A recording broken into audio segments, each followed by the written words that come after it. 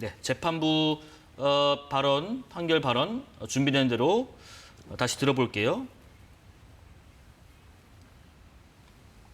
피의원의 공직 적격성에 관한 선거인의 정확한 판단을 거르칠 정도로 중요한 사항에 관한 허위 사실의 발언이라고 판단되므로 후보자의 표현의 자유라는 이런 말에 허용될 수가 없습니다. 다수 의견에 따라 다음과 같이 판결합니다. 원심 판결을 파기하고 사건을 서울고등법원에 완송한다. 자, 일단은 대법원의 판결 내용을 간략하게 저희가 요약해서 한번 들어봤습니다. 일단 그 대법원에서는 이 판결 직후에 상고심 공직선거법 취지에 따라 신속하고 집약적으로 심리를 했다라고 조금 전에 밝혔고, 지난 3월 26일에 2심 선고일부터 36일 또 이제 대법원에 접수된 이후로는 34일 만에 선고가 이루어졌습니다. 보도자료 통해서 공직선거법 위반 사건의 적시 처리를 도모했다라고 밝혔고요.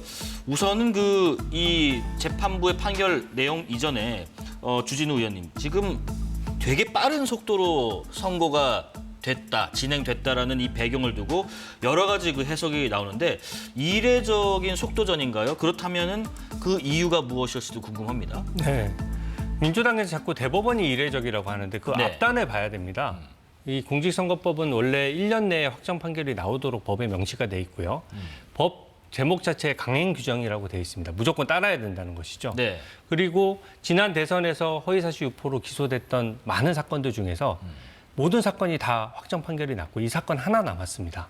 근데 아시다시피 1심에서 2년 2개월이나 끌었고 2심에서 4개월 반이나 걸렸고 지금 거의 3년여가 가까이 오고 있거든요. 그래서 이 재판을 지연하는 과정에서도 사실상 서류를 안 받는다든지 변호인을 교체한다든지 또 위헌법률 심판 제청 신청이라는 국민들이 잘 이해 못할 독특한 제도까지 활용하면서 재판을 끌어왔단 말이죠. 네네. 그러니까 이재명 후보 측에서 재판을 끌어온 이유로 인해서 이 대법원 판결이 밀리게 된 것이고, 오히려 그 법에 예정돼 있는 1년 만에 판결하도록 돼 있는 그 원칙을 너무 많이 어긴 상황이기 때문에 네. 그 비정상을 상식으로 돌려놓는 과정이라고 보고요. 그래서 저는 이 속도가 이례적이지 않다라고 생각을 하고요. 예. 더더군다나 이재명 피고인이 2심에서 무죄가 나왔지 않습니까? 원래대로라면 지금 오늘 대법원 결정대로라면 1심 유죄, 2심 유죄 오늘 확정이 됐어야 돼요.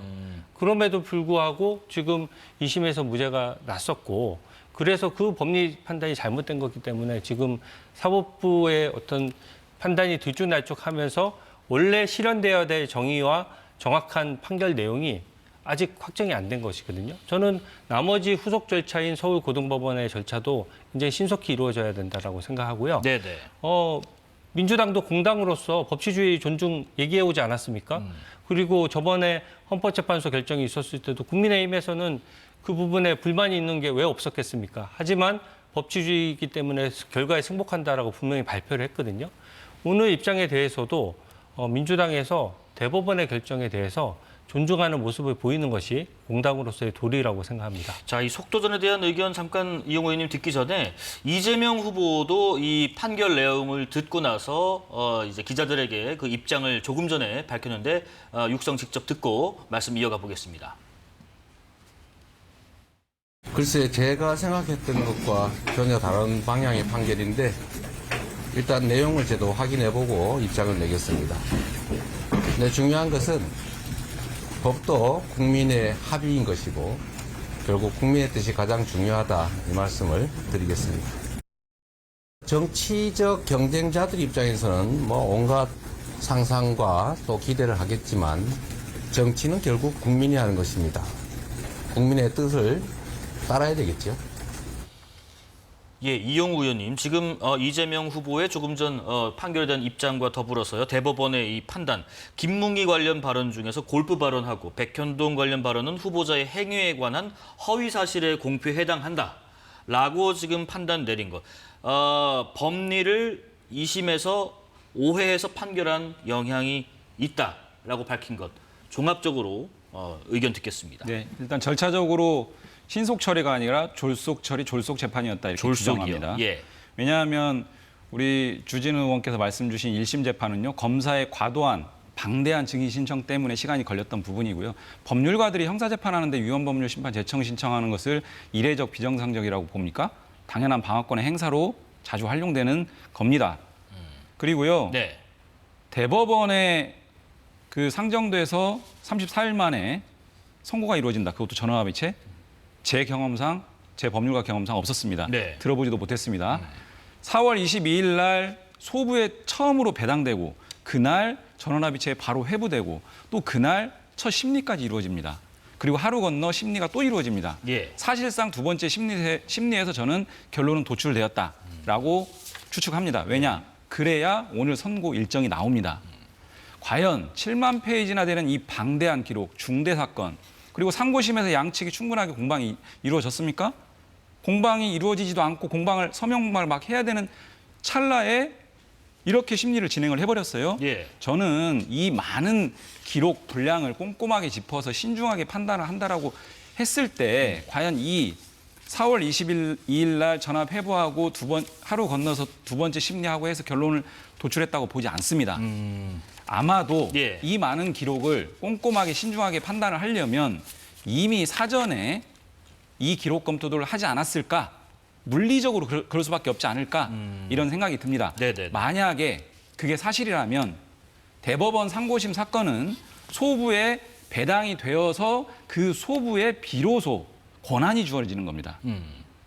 판단할 수 있는. 네. 그런데 만약 배당이 되기도 전에 기록 검토를 하고 연구, 심증 형성들을 해나갔다라고 한다면 이게 사실이라면 권한 없는 사법권의 행사다. 저는 이렇게까지 의구심을 제기하는 거고요. 네. 이 부분은 분명하게 확인이 필요합니다. 이런 상황 하에서 전례도 없는 이 판결을 조희대 대법원장의 말에 따르더라도 633, 즉 3개월 안에 선고를 하면 되는 것이거든요. 6월 26일 날 하면 되는데 본격적인 선거가 진행되고 있는 이 판에 사법부가 뛰어든 꼴이거든요. 그래서 저는 이 판결을 명백한 사법부의 역사에 오점을 남기는 판결이다. 이렇게 규정을 하겠습니다. 조희대 대법원장은 뭐 소신대로 했다라는 이야기를 계속 밝혀왔고 또 이제 신속한 행위를 강구해야 한다고 했는데 지금 이용우 의원님 의견은 좀 달랐습니다. 이 배당 전에 기록 검토했다면 이건 안 되는 것이다. 그리고 졸속이다 이런 말씀도 하셨고요. 또 이제 수만 페이지 되는 분량을 그 짧은 기간에 물리적으로 다 받겠느냐, 이거를 다시 판단할 게 됐겠느냐, 여러 가지 의구심을 갖고 계신데 어떤 의견이세요? 민주당은 그 민주당이 유리한 판결은 승복하고 불리한 판결은 불복합니까? 그건 법치주의가 아니죠. 그래서 저는 이 부분에 대해서 어제 법사위에 예. 법원 행정처장이 출석해서 현안 질의에 답을 했습니다. 전원합의체 해부나 이런 과정에서 관련 내부 규정을 따랐다는 것이고요. 네. 이게 전원합의체가 두 번 기일을 잡히는 과정에서는 재판 연구관들이 굉장히 많이 투입돼서 다각도로 검토를 합니다.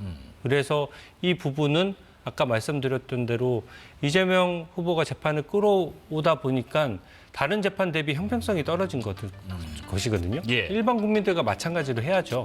일반 국민들은 1년 안에 다 대부분 판결이 끝나는데 이재명 후보에 대해서만 어떻게 3년이 더 끌릴 수가 있겠습니까? 그리고 일반 국민들은 위헌법률 심판 제청 물론 할 수도 있죠. 근데 이게 비용 때문에서라도 이렇게 3년 가까이 재판을 끌기가 어려운 거거든요. 네. 그래서 그런 면에서 대법원이 일반 국민과 공평하게 저는 재판을 했다라고 평가를 하고요. 예. 그리고 대법원의 결정이 나왔지 않습니까? 이게 지금 항소심을 기속하는 것이거든요. 유죄인 것은 이미 정해진 거예요. 그러면 사법부에 우리가 상권 분립이 인정되는 우리 헌법 체계 하에서 사법부가 이재명 후보가 당시 대선 후보로서 국민들 앞에 대장동 백현동 의혹에 대해서 거짓말을 한 사실에 대해서 확정을 한 것이거든요. 그 부분에 대한 입장 표명이 우선이지 네. 어떻게 국민 뜻을 묻겠다 이런 것들은 정치가 사법에 관여하는 부분이 될 수 있기 때문에 굉장히 신중해야 되는 것이고요. 예, 예. 법치주의는 법치주의대로 사법부를 존중하는 데서 시작돼야 된다라고 생각합니다. 이용우 의원님, 지금 저희 뭐 방송 직전에 뭐 있었던 일정이 아니라 방송 중간에 이제 민주당이 지금 긴급 의원총회가 잡혔지 않습니까? 지금 뭐 국민의힘에서는 후보가 사퇴해야 된다. 또 이준석 후보도 조금 전에 후보를 교체된다. 벌써 이런 얘기가 나오고 있는데 지금 재판도 이게 다시 돌아가다 보니까 5개가 돼 버렸고요. 어떤 의견이십니까? 지금 벌써 후보 교체에 대한 얘기가 나오고 있습니다. 전혀 엉뚱한 얘기고요. 네. 지금 그 국민들의 가장 압도적인 지지를 받고 있는 유력한 대권 후보고요. 네. 저는 말씀드린 것처럼 사법부가 이 선거판에 본격적으로 개입했다 이렇게 규정하는 마당이고 국민들도 상당 부분 거기에 동의할 거라고 생각을 하는데 네. 이런 마당에 그런 얘기는 맞지 않다는 말씀드리고요.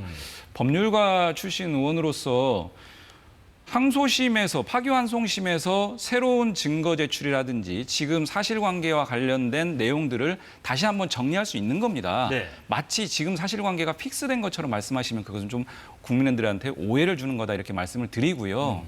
그래서 파기환송심에서 이런 부분들 충분하게 다시 다툴 수 있는 여지가 있다는 말씀 드리고요. 네. 제가 한 가지 말씀드리고 싶은 것은 대법원 전원합의체 심리에 관한 내규가 있습니다. 그 내규에 보면 전원합의체 심리하기 위해서는 원칙적으로 10일 전에 지정을 해야 됩니다. 이 사건 전합 사건으로 하겠다라고 지정을 해야 됩니다. 그런데 이 사건은 어떻게 했습니까? 당일날 지정하고 바로 회부했습니다. 네.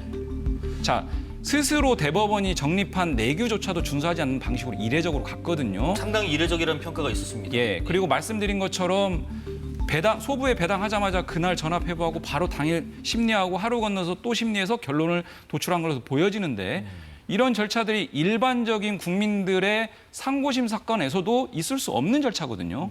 어떻게 보면은 피고인 입장에서는 상당히 방어권의 심대한 침해를 받은 거예요. 네. 재판이라고 하는 것이 6개월, 3개월 딱 무자르듯이 갈 수가 없는 겁니다. 충분하게 실체 진실을 밝히기 위한 절차, 또 피고인의 방어권을 보장하는 절차, 다 헌법에서 보장하는 내용들이거든요. 네네. 이런 부분들을 함께 보고 가야 되는 것이지 3개월 안에 무조건 끝내야 된다, 6개월 안에 무조건 끝내야 된다, 이런 게 재판이 아닙니다. 방어권을 왜 이렇게 보장하지 않았냐? 지금 대법원 전원합의체 심리 내규에도 보면은 나와 있는 부분이 있는데 상당히 이례적으로 또 이제 이례적인 판단을 두 번이나 했다라는 말씀을 주셨습니다. 네. 근데 방어권 보장 문제는 나올 수가 없는 것이요. 예. 이미 그 생각할 수 있는 증인들을 다 불렀고요. 항소심에서조차도 증인 신청을 또 했고 양형 증인조차도 다 불러봤습니다. 결국 1심과 2심이 증거관계와 사실관계에 대해서 다 동일하게 판단을 한 것이거든요. 네. 결국 법리 해석만 달린 거예요. 그래서 대법원에서는 이 법리 부분에 대해서 1심과 2심의 결론이 달라졌지 않습니까? 이 부분에 대해서 신속히 정리를 해준 것이고요. 그렇다면 명백히 선거에 개입한 거다라는 주장에 대해서는 어떻습니까? 제가 앞에도 지적했다시피 예. 재판을 끌어와서 지금 시기가 겹친 것이지 그러면은 재판을 끄는 사람이 더 이득을 봐야 됩니까? 재판을 2년, 3년 끌게 되면은 대선에 임박하면 모든 재판을 멈춰야 되나요? 그렇지 않습니다. 이게 대선의 시간과 상관없이 대법원의 시간은 정치의 시간표랑 달리 가는 것이 법치주의의 핵심적인 부분이거든요. 그게 상권 분립이죠. 정치 상황 다 고려하면서 재판 시기 다 고려한다면 그것은 정치의 사법이 예속되는 것이기 때문에 결코 바람직하지 않고요. 네. 또 자꾸 뭐 내규 말씀하시는데 대원칙을 딱 놓고 봤을 때 공직선거법은 국민의 참정권을 보장하기 위한 법입니다. 국민의 참정권이 보장되기 위해서는 그 후보에 대해서 진실을 알아야 돼요. 어떤 의혹이 제기됐을 때 적어도 국민의 선택을 받고자 하는 후보자 입장에서는 국민들에게 모든 걸 진실을 털어놓고 사실대로 해명하고 모든 팩트 체크를 한 다음에 국민들에게 설명할 의무가 있는 것이거든요. 예. 그 의무를 어겼다라고 지금 대법관들이 판단을 한 거지 않습니까? 거기에 대한 입장 표명이 우선이죠. 그리고 그 당시에 댓글들을 보더라도 국민들 중에 이재명 당시 후보의 허위 해명을 믿고 그 말에 따라간 댓글들이 엄청 많았거든요. 네. 그러면 그 허위 해명으로 인해서 선거에 영향을 미쳤다는 뜻이지 않습니까? 오늘 판결 내용에도 나와 있다시피 그 부분에 대한 사과 평가가 먼저인 것이지 지금 대법원 내규 얘기할 그런 계제는 아니라고 생각하고 대법원 내규는 몇십 년간 재판을 해온 대법관들이기 때문에 스스로 당연히 거기 수많은 재판 연구관들이 있거든요. 네. 내규 검토에서 어제 법원 행정처장이 분명히 얘기했습니다. 내규에 따라서 정확히 처리했다. 네. 이렇게 얘기를 했기 때문에 외부에서 그 부분에 근거 없이 의혹 제기를 할 부분은 아니라고 생각합니다. 그러면 지금 파기환송심이 대선 전에 마무리가 될 수도 있다고 생각하시는 건가요? 2심은 당연히 가능하고 그렇게 예. 해야 된다라고 생각합니다. 왜냐하면 지금 절차가 딱 2개 남았어요. 네.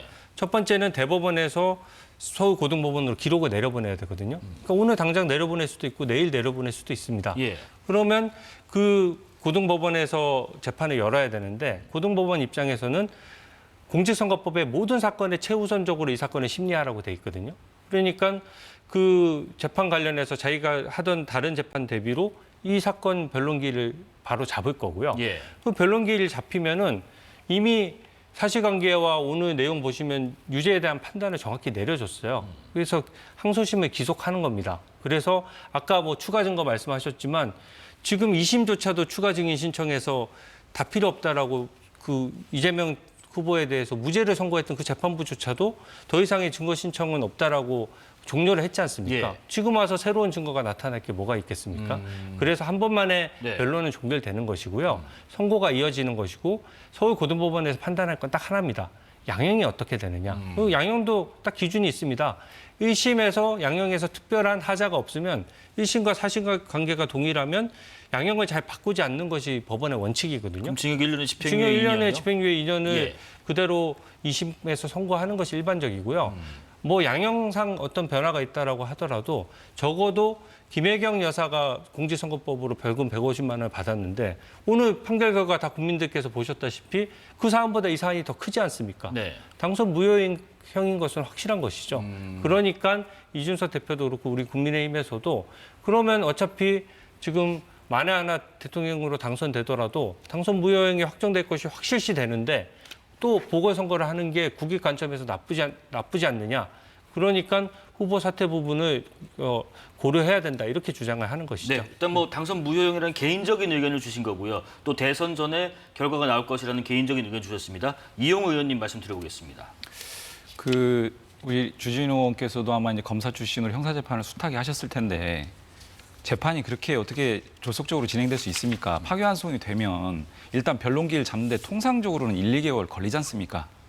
그리고 변론기일이 잡히면 한 번에 변론기일 종결한다 하더라도 판결 선고기일까지는 보통 4주, 5주, 길면 6주, 2달 이렇게 텀을 두고 잡지 않습니까?